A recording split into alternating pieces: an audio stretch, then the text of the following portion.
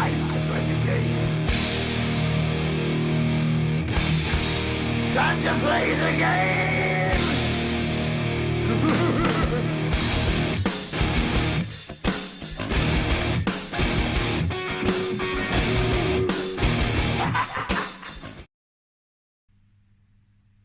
Good evening, guys, and welcome back to another episode from Undertaken Airsoft with myself, Si, aka Spice Weasel, and Todd, aka Sweeney. How you doing, Todd?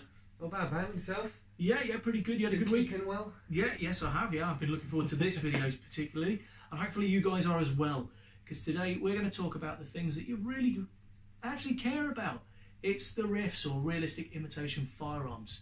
The riffs. Yes, so that's what we're going to be talking about. We will touch on the other variant, which is the two-tone, but we don't have any with us, but it's an easy thing to explain. It's basically a riff with 50% of it coloured in a bright colour, which means that you can buy these imitation firearms for the sport of airsoft without actually having to go through the UCARA qualification system. So we are going to, well, I think we're just going to crack on tonight, aren't we? Not too much, we'll get stuck in and some nice pieces of equipment. Yeah, it's not a lot to go through. It's not going to be as long a video as some of the others, but well, let's just crack on. Yeah. Let's just crack on. Let's get this done. See you in a mo. So it begins. Right, guys. So here we go. So we're going to start with this beastie first. This is the Accuracy International L96. Now this one is the Wells Warrior version. It is a spring rifle. So these are normally on the field allowed to have a higher feet per second range, which is normally between 400 and 500 depending on site. As you can see, this particular piece of equipment comes as is. I bought this. The only thing that doesn't come with it is the sling, and this is just an old strap off a bag that I had because I couldn't get the proper sling at that time. So you get the scope, you get the bipod, you get the bipod adapter, which is a plug-in piece of equipment. The bipod is nice, it's stable, and it works perfectly well, and it folds up, so you haven't got to have that lugging around the whole time. So it uses these magazines. It's a 25 round magazine, and it will sit, let's show you the weapon. So the magazine sits in the aperture here. Now, for obvious reasons, it's not loaded. There are no BBs in the magazine. So we're going to show you that with all the things before we do any loading, but to show you it loading, the magazine simply clips in like that, and that's it.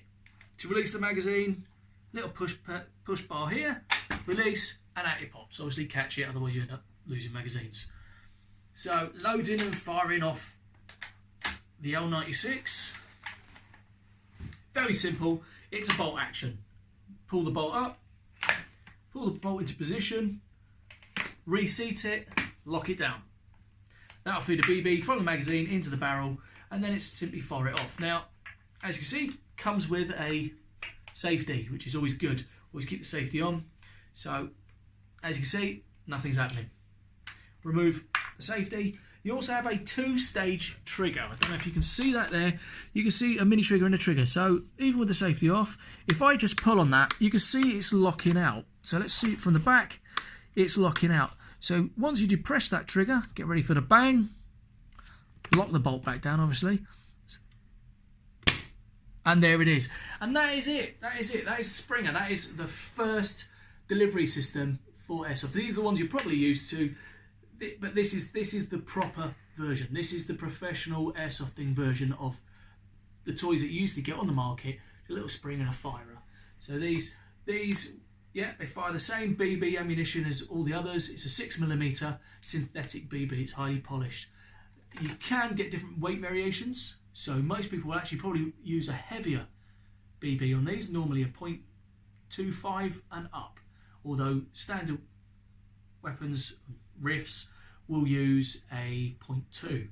So that's that. So this is the sniper rifle. It's very simple. As I said, it comes with a scope. This is a 3x9x40. Scope. It has your adapters underneath these pegs, and you can zoom in and zoom out, and it works fine for me. It works absolutely fine. And you've got this case cover, which you can use as well to help protect the glass, because a BB will take out glass given an opportunity. And that's it. So we're going to move this aside Oh yeah, adjustable stock and cheek plate. But when we get into other things, we'll go through that at a later date. Most people who are using a sniper rifle are going to carry a sidearm, and the most common is going to be a pistol. Most pistols are going to be a form of gas operated. So you have green gas, which is a large cylinder tube, which I have a magazine for that. And with the green gas operated magazines, everything goes into the magazine. So your propellant and your ammunition goes in. So in the front, you'll have the BBs. And in the bottom here, you can see this little catch here. That is where you fill your gas. And that will have an O-ring in it, and it will be pressurised. And then up the top here, that is where the hammer of the weapon, or the riff, hits the actual Pin. Yeah, the pin hits the magazine. That releases the gas and propels the BB. And obviously that's the feed point for the BBs into Back in again. into the hammer itself and into the pin. So that's that. Now that actually belongs to this little beastie. This is a green gas operated, he says as he tries to undo this, green gas operated submachine gun. This weapon, as you can see, has a safe and fire switch on it. So most, if not all, airsoft weaponry has a safe and fire. That's the great thing about being realistic to the real life counterparts that they are cloned as, is that they have all the same safety features. On the other side, this one has a semi and full automatic switch as well. This little beastie will probably do this 50 round magazine in less than 3 seconds. That's how fast some of these things are. So obviously when it's in, as it looks, there you have it. And that's how this little beastie looks. I will use this in a semi-automatic mode most of the time. So you see I pulled the breech back. As you can see, as you saw, no BBs in the magazine, and there's no gas, so there's no way of this weapon firing off at any means and injuring someone while we're doing filming, because obviously we don't want to do that. We're just trying to be professional here. And as you can see, this is an open breech, so it will not fire off if the magazine is empty. Okay, so in order to fire off the action, you'd have to release it and still not firing off because the safety's on. And that shows you the safety works. Remove the safety, and there we go. And the breech closes itself. So that is a green gas firer. The other version we have, let's pop those down the side there, the L96 magazine. The other version we have is the pistols. Pistols, every sniper will normally have a pistol. This is a copy from KWC, which I don't know if they're operating anymore. I don't think, Todd, you said this is your pistol. You don't think they manufacture anymore, do they? I've tried looking around and I've had no luck because I've been looking for spare magazines and I had absolutely no luck whatsoever. Oh, okay. So yeah, standard sidearm. Most people carrying a sniper rifle will carry a pistol as well, mainly because the higher feet per second range of a sniper rifle means you've got a much further minimum engagement distance. So it's normally about 20 or 30 feet for a sniper rifle, and then anything within then, it's pistols. So this one is based on there. Again, look, you've got your safety. This is based on the M92 or the M9 Beretta. Standardised pistol. And the great thing about pistols, and what I love about the airsoft pistols, is the fact we fire off the action here. I'll put the safety back on. Automatically releases it. So, is that these will actually come apart pretty much in the same manner as a standardised pistol of its real life counterpart. Difference between this one and the submachine gun in the delivery system is, although they're both gas, these magazines actually take a CO2 cartridge. So at the back, again, you can see it's got the delivery point, which when the hammer strikes, that's what releases the gas into the weapon to propel the BB. In the front, you've got the ammunition reservoir. But in the bottom here, if you can see that little silver bit down there, you remove that plug, and that is a little CO2 canister. These guys are great for the winter. These are probably the more favoured for winter conditions, because CO2, obviously being a cold gas, it operates much easier. The green gases are getting better, but you tend to find people will favour the CO2s over the green gas because they are just so much more active in the winter. So they're an all rounder. They are a really good piece of equipment for all weather conditions. So that's that. So that is the Beretta. I'll show you thing again. Safety feature, as you see, it is empty. It's not been gassed. Cock the firearm again. Automatic lockout. So until you put a new magazine in, you get the new magazine. I say the new magazine is full. Now I don't know if this has got a lockout, so I can show you on this one. So pull that down, and if we can get it to sit, sometimes they will, sometimes they won't. No, that one won't. So, but you put a new magazine in there with the BB sat in the top. Obviously, that little plunger there, which is what pushes the BBs up. If that's not in the way, that will actually allow, when you release the holding open device, that will allow it to rethink, and you'll just carry on firing. That's the great thing about most of these weapons. You put a new magazine in, start firing straight away. You don't have to recock them, because most of them don't have a cocking system except blowbacks. And that's what these are. These are a blowback system. So each time you fire them, a portion of the gas is used to push the cocking device into the reverse to reload the next round and push it back, ready for firing. And that is your pistols. That is the gas. So now, someone is attacking you and they get within the 10 feet marker, which is pretty much the minimum distance for any airsoft weapon on most sites. Well, most sites that I've delivered, and I will try and stick with that. You've got two choices. If they get within range or too close to you, you have bang bang option. The bang bang option is you point your weapon at them, you don't fire it off, you simply shout bang. And that way, if they're quick, they know that they're dead, they've been hit, but you haven't had to fire around, because at that range, within 10 feet, these weapons are powerful, guys. They are capable of hurting. Now, I've seen them lodged into people's skin. They will break the skin at too close a range, and that's not what we want. But if you don't want to bang bang, airsofters like to carry their melee weapons. It's a knife, son. It's a bloody knife. It's a training knife. This one's a cold steel one. You can get them anywhere if you look online, but they're always a good bit of kit to have because they're fun. There's nothing better than creeping up behind someone with a loud firearm or a loud riff. My apologies, riffs. I've got to learn to call them riffs now, because mainly these videos will be going up on Facebook as well, and Facebook's got a real issue with the use of terms of weapon or firearm. So the riffs. But there's nothing quite like getting up there, creeping behind the enemy, and if there's one just a few feet away, just being able to sneak up behind them, tap on the shoulder, whisper in their ear, say, "You're dead, melee." And then you haven't fired your weapon off, allows you to go and get a chance at the other person, which means you can actually pull your sidearm out. If they're over 10 feet away, you just shoot them. So that's it, so melee. So we're going all ranges here. Okay. Do you want to play rough? Okay. Uno. Say hello to my little friend. Okay. Do you want to play rough? Okay. Well, thanks, Mr. Pacino, and hello, your little friend. I've got a couple of little friends as well, and I'm going to talk about them. The first one is this. This is the Bolt BR47. Now, for most of you that are familiar with any form of games and the weapon systems within those games, it looks very much like a combination of a M4 or an M16 using the classic Colt body alignment. Well, this one does look like that, but it's not. This one's different because this one has a little trick up its sleeve, and it's in its name and the number configuration, the fact that it's a BR47. And that is because it doesn't use the M4 magazine. This one uses the AK magazine.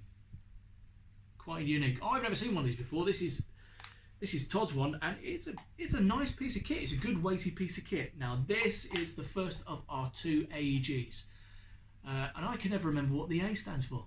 But it's either air or automatic electric gun.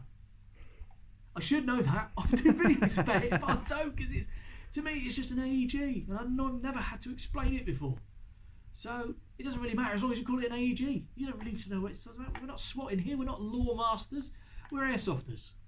So there we go. So this beautiful piece of kit here comes with a front ref assembly, which is a Picatinny rail, which allows you to put loads, RIS.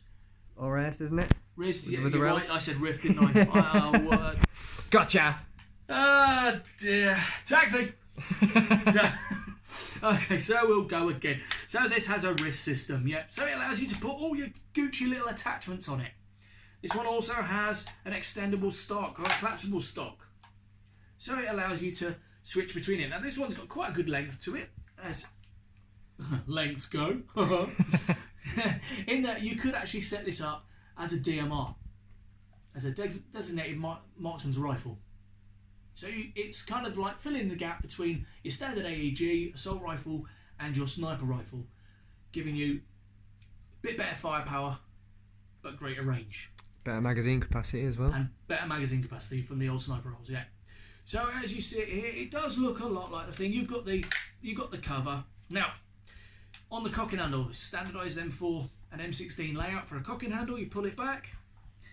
Now that little thing there, you might be able to see it. It says up. That is the hop up. Now, every weapon has a hop up, and that is what creates the spin on the BB to give it the accurate flight. And you can adjust these hop ups to level out and get greater distance, or bring it shorter with a bit more power, and it helps to adjust the spin on the BB. And that is actually quite important. As you get into airsofting, you'll figure it around when you get your first riff or two-tone. You know, you will play around, you'll learn about it. So I'm not going to go too much into that. There's some of the other bits of features on this one. As you can see, it has its semi-auto, full auto, and safe mode. I believe that one on that side is the non-functional one. All right, so it's the one on the far side. Now these do tend to be quite ambidextrous. Well, that one's the functional one. It has sort of a fake. You can actually tell that because it clicks. Yeah. It's got a clicking in it. So there we go. It's actually quite good. I can see my breath, and it's not because I've got bad breath. Well, I do, obviously. Yeah, a little bit chilly in the old chalet. But it doesn't feel it. It really doesn't feel it. It's quite weird. So other way. So there we go. And it's got pop-up sights. Now these are a nice set of iron sights. Pop-up ones. I have moved them from their original location. The rear one is a little bit further up the okay, well, that's something that you will come across and you will do yourself. Customization. Find your alignment and what you're comfortable with as you hold it. So, you know, obviously some people will have it much prefer it tighter into the body, better control. Some people like to have it much further out, so you can sit back. So people with scopes more likely probably to have the scope sitting further back down the body, but also giving yourself a bit of clear alignment, so you're not literally got your eye pushed up against the scope, because one, it looks a bit daft, and two, this version of the toy and of the system is it's not a toy, guys, by the way. That's naughty boy. But it's this one has a kickback, so there's a weighted system inside it that Todd has informed me, and that's what the blowback system on this is. It's actually a kickback system, so it gives you a bit more. What's the word I'm looking for, Todd? Realistic. Realism. That's it. Realistic realism. So it gives a bit more realism because you get a bit of a kickback, which you don't normally get with AEGs because they're battery operated and gears and pistons. So that's quite nice. I'll quickly show you, because it looks quite interesting, because I've never seen it before, is this with the magazine in it. And that's it. And do you know what? I quite like that. It's a proper dirty hybrid. It's a dirty hybrid. That's a good way of putting it. But I like it. I like it a lot. I'm quite attached to this weapon. Now, the magazine release on this one is slightly different. As you can see here, on a standardised M4, M16, or any of the variants, the 416s, the 28s, the 118s, the magazine release catch is normally this button here. But because this is an AK variant, the magazine catch is at the back here, and you just pop it out. Both of them work. Both of them do work. They do both work, do they? Yeah, the button on the side and the... Wow, so that one. Now, I actually prefer the underside one. I'm actually finding I prefer the underside one. So there you go. So that is... 2 different magazine releases on that bad boy. Exactly. So does that mean you could actually... Oh, mind you, no, it's quite a set well, because that's a...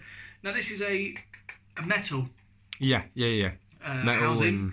So, TMH, lower and upper. So that's full metal body, whereas the last riff I'm going to show you is not. It's pretty much all polymer, except the barrel, the inner barrel, and the gearbox, which got an all metal gearbox. So I'm going to put this baby down here with the rest of the ones that we've had a little discussion about. We're going to get on to the last piece of bendy, kit. I'm bendy. getting old. I'm getting old. I think I pulled something. It's called age. Pulled your age? I pulled my age, yeah. Yeah, I pulled age. So here we have the last piece. This one is mine. This one has been extensively played with, to the point I don't even know if it's going to work, and I'll find out on the 24th of this month, so next Sunday.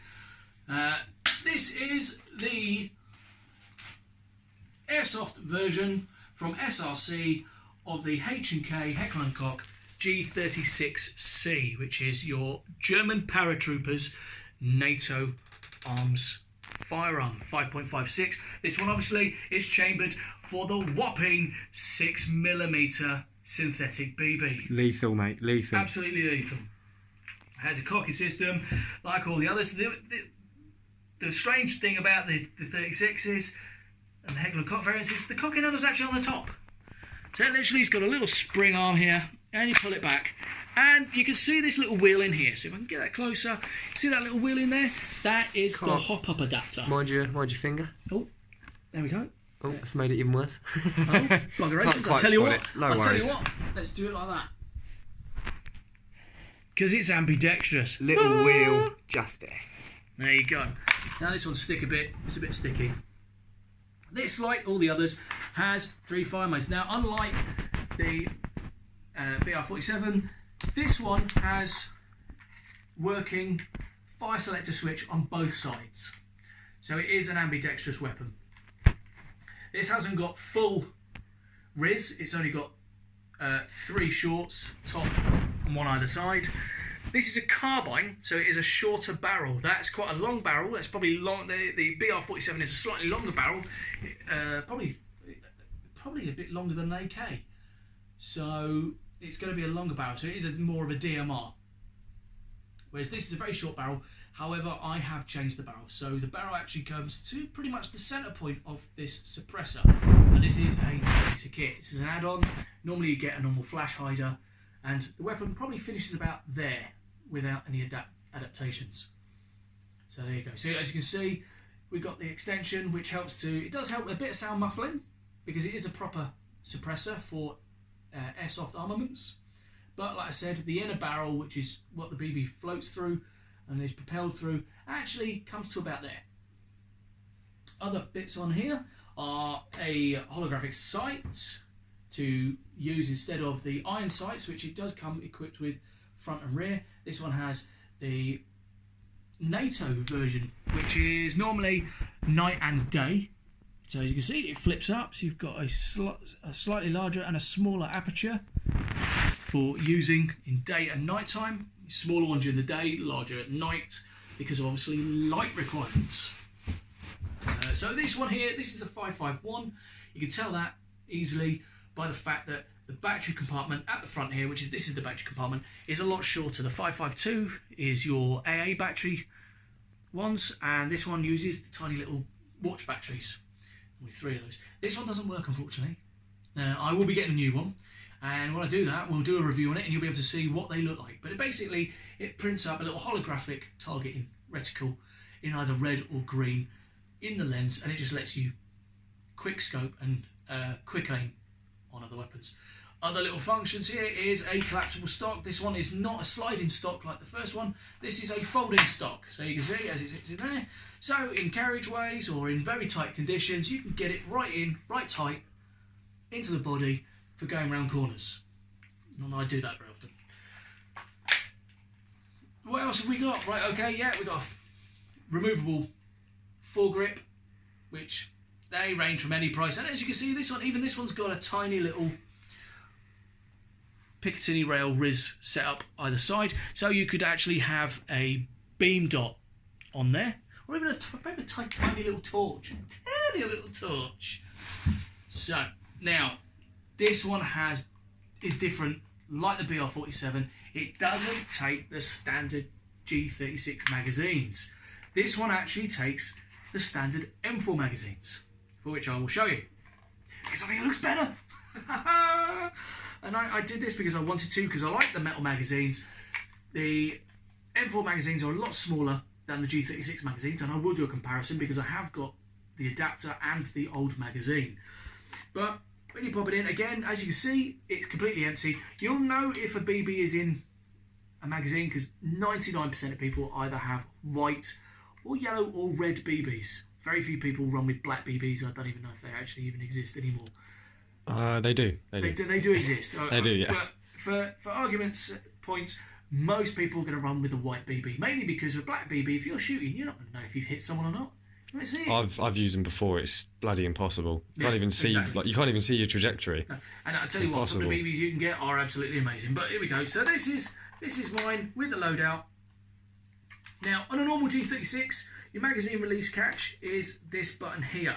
This is non-functioning because of the way it's clipped in and it sits in the magazine housing. Now this magazine housing is the converter. This is a Battle Axe M4 converter for the G36. So the magazine release catch is actually here and it's more of an M4 style. Release and pull out, and it's as simple as that. So again, this is an AEG. This is not a blowback. This is a standard AEG. It fires in, it has a safe mode, which is your white. It has a semi-automatic mode, and it has a full automatic mode. Most AEGs in full automatic, pardon my adjustment, can fire anywhere between 700, well, about 640 and about 800 rounds a minute. The newer ones are probably a lot more better spec, the new gen ones, so they can probably fire a lot higher. This one has been adapted, like I said. It's got a Systema turbo motor in it. This is one of the upgrades you can do to your airsoft armaments. And at the last check, this could actually knock out about 1,200 rounds a minute. So it's quite a good output. But here we go. So, as you told you, G36 magazine. Now you look at that. Now it doesn't look too different there. Doesn't look too much beefier there. But when you do this, you can see straight away that in a magazine pouch in your vest or on your plate carrier is going to take up a lot of space. M4 mags like these, you can probably get 2 or 3 in. You might only get 1 of these in per pouch. Now you've got these little add-on bits here that does allow you to clip magazines together. I've never fancied it and never liked it because it doesn't take too much to knock one of those when you're going through some vegetation, unclips the magazine, the next thing you know, you're missing magazines. So I don't personally favour it. Other people might like it, but I don't. We'll quickly go through the difference between the magazines. This is a high capacity magazine, so it has a large reservoir in the back. BBs go in there, lock it off. They'll fill up from here, from alignment system here, and you've got a little wheel here, and that's how you pressurise the magazine. So you pressurise the magazine, bring the BBs up, and every now and again you have to wind forward, far a few more, and wind forward again. I prefer these, mid and low cap. Now this is a neutral magazine, and Todd runs the same. And there's a little device in here that you can actually pull the insert out of the metal casing, and you can adjust these from mid cap to low cap. So what is the difference? The difference between low and mid cap is that there's no winding. You can see there's no winding, there's no means for feeding the BBs to keep them going. The fact that it's mid, low and high tells you how much ammunition they're capable of carrying. Standard magazine like this, high cap M4 is about 360 rounds. High cap for an AK, About 600? About 600, yeah, if I remember rightly, it's about 600. These guys, it's 140 rounds in mid cap, right down to 30 rounds in low cap. But the great thing is no winding. Once it stops working, you know the magazine is empty, you pull it out, you swap mags, you carry on. So with these, downside, you have to carry more magazines. The upside, it's more realistic, and if you get into doing milsim events, you will find that they normally require a low cap magazine for the realism of the event.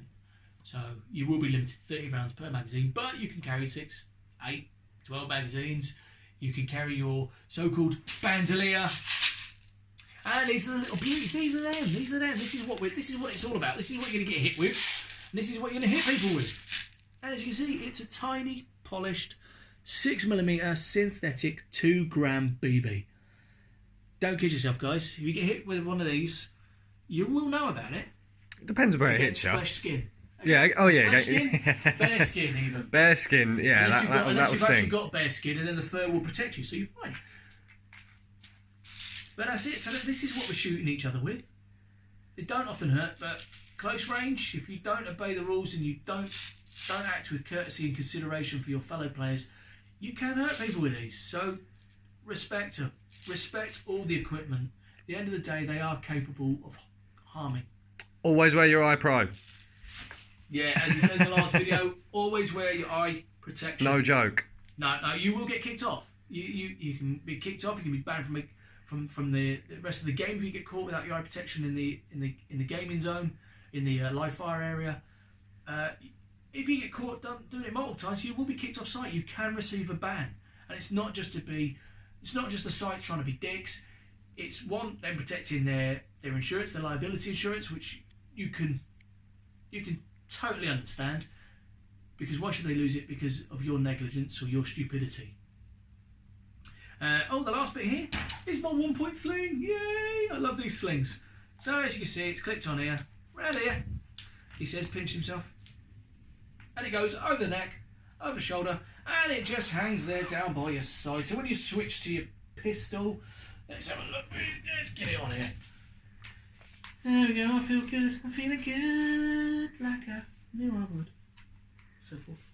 There you go. Just hangs down there like that. So you can do other things with your hands. You can get your pyro out and chuck a grenade or a flashbang or a thermobarics. Oh, I love the thermobarics.